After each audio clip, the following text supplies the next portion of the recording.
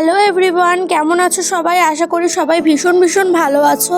আমিও খুব ভালো আছি। আরও একটা নতুন ভিডিওতে তোমাদের অনেক অনেক স্বাগত জানাচ্ছি। আজকে আমি তোমাদের সাথে একটা মেকআপ থিম কেকের ডেকোরেশন শেয়ার করব। ইউটিউবের প্ল্যাটফর্মে আমি বেশ নতুন হলেও বেকিং লাইফের সাথে আমি বিগত 3 বছর থেকে যুক্ত। তাই যখন যেমন থিম কেকের অর্ডার আসে তো আমি সেটাই বানিয়ে কাস্টমারের হাতে নিজে ডেলিভারি দিই।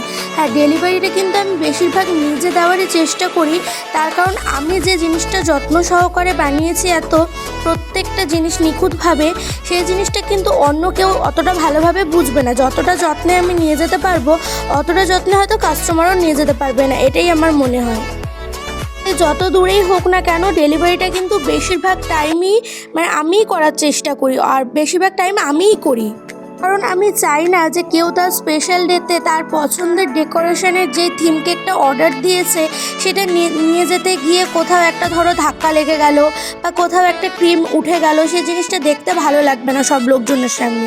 সে যেহেতু আশা করে অর্ডার দিয়েছে, টাকার কথা নয় বাদই দিলাম, কিন্তু সে যে নিজে শখ করে একটা জিনিস অর্ডার দিয়েছে তার স্পেশাল ডেতে সেই জিনিসটা সবার সামনে প্রেজেন্টেশন করবে বলে, তো সেই জিনিসটা নষ্ট হয়ে গেলে সেটা নিশ্চয়ই কারোরই ভালো লাগবে না। তাই কেকটা সবসময়তে আমি নিজেই দেওয়ার চেষ্টা করি। আজকে আমি বানাচ্ছি একটা 1.5 পাউন্ডের চকলেট ফ্লেভারের মেকআপ থিম কেক।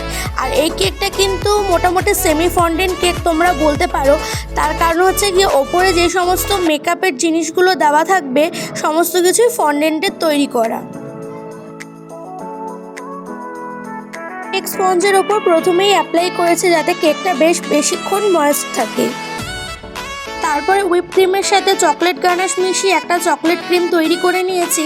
তো ওটাই লেয়ারের মাঝখানে দিয়ে তার উপরে আবার চকলেট গানাশ, আর তার সাথে দিয়ে দিয়েছি বেশ পরিমাণে চকো চিপস, যাতে প্রত্যেকটা লেয়ারের কাস্টমারের মুখে চকো চিপস পড়ে আর সেটা বেশ ভালো লাগে। তো এখন আমি কেকটা মোটামুটি আইসিং করে নিচ্ছি ওপর থেকে। তো ক্রাম কোটিং করে আমি কেকটা ফ্রিজে 1 ঘন্টা মতো রেখে দিয়েছি। এরপর ওপরের ডেকোরেশনটা করব। কারণ দেখো ভেতরের ক্রিমটা যেহেতু চকলেট ক্রিম আছে আর ওপরে আমি পিঙ্ক কালারের ক্রিম দিয়ে কাজ করব, তাই 1 ঘন্টা সেটিং না করলে দুটো ক্রিম একসাথে মিক্স হয়ে যেত আর জিনিসটা একদমই দেখতে খুব বাজে লাগতো। তো সেই জন্য আমি কেকটা ফার্স্টে সেটিং করে নিলাম 1 ঘন্টার জন্য। আর এরপরে দেখো আমি যে হোয়াইট কালারের নর্মাল হুইপিং ক্রিম থাকে ওর সাথে অল্প পরিমাণে পিঙ্ক কালার মিশিয়ে আমি কেকটার চার সাইডে ক্রিমটা স্প্রেড করে দেবো আর এবং সুন্দর করে ফিনিশিং আনার চেষ্টা করব। তো এখন আমি একটা লম্বা স্ক্র্যাপার নিয়ে কেকটাকে পুরো একদম স্মুথ একটা ফিনিশিং দেওয়ার চেষ্টা করব। যতটা সম্ভব অবশ্যই আমি দেবো।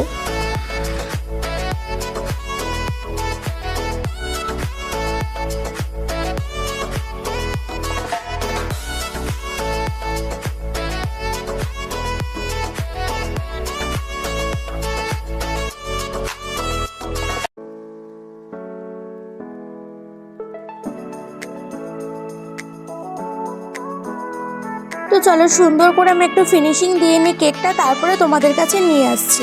দেখো আমি এতটা অবধি স্মুথ ফিনিশিং দিতে পেরেছি, তো এর থেকে ভালো আমি আর পারলাম না। আর এরপরে দেখো আমি সাইডে বেশ কিছু ডিজাইন আছে সেটা তোমাদের সাথে শেয়ার করব। আর সাইডে কিন্তু আমি ওই স্ক্র্যাপারটা দিয়ে তেরছাভাবে একটা সুন্দরভাবে নিমকি শেপের কাটিং করে নিয়েছি। আর এটা কিন্তু আমি অন ক্যামেরা করতে খুবই অসুবিধা হচ্ছিল, তাই ক্যামেরাটা অফ করে আমি সুন্দরভাবে করে নিয়েছি। আর এখন আমি এটার মধ্যে সিলভার কালারের স্প্রিঙ্কেল বল দিয়ে ডেকোরেশন করে নেবো, যাতে কেকটাকে দেখতে আরও সুন্দর আর আরও আকর্ষণীয় লাগে। আর এই ডিজাইনটার পরে কেকের পুরো লুকটাই কিন্তু একদম চেঞ্জ হয়ে গেছিলো। তো লুক ওয়াইজ কেকটা কিন্তু বেশ প্রিমিয়াম লাগছিল এই জিনিসগুলো লাগানোর পরে।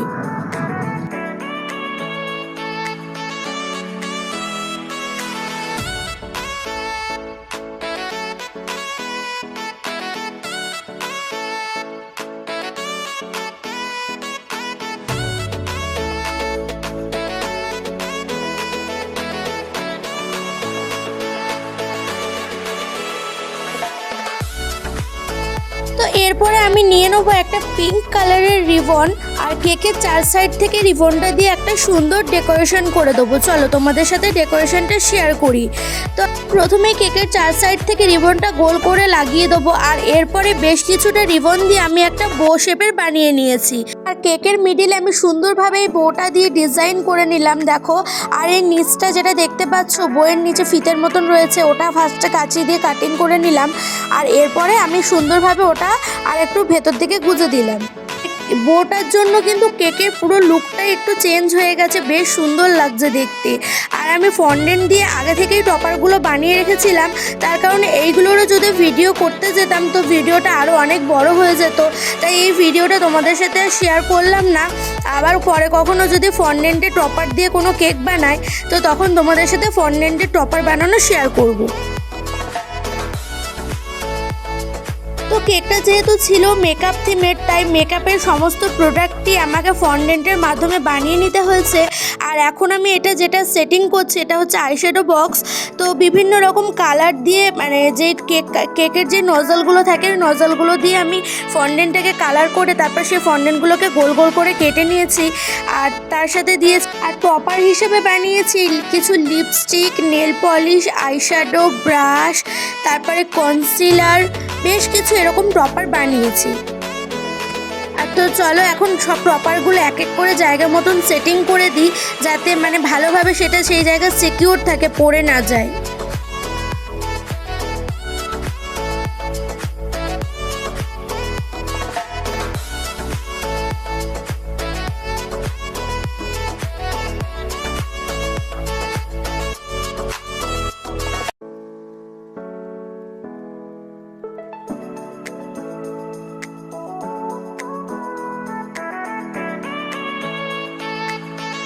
তো এখন আমার কেক ডেকোরেশনটা পুরোপুরি কমপ্লিট হয়ে যাচ্ছে, আর পুরো লুকটা তোমাদের সাথে শেয়ার করছি। আর তোমরা কিন্তু অবশ্যই আমাকে কমেন্টে জানিও যে তোমাদের কেমন লাগলো, আর ভালো লাগলে লাইক, কমেন্ট এবং সাবস্ক্রাইব করে দিও।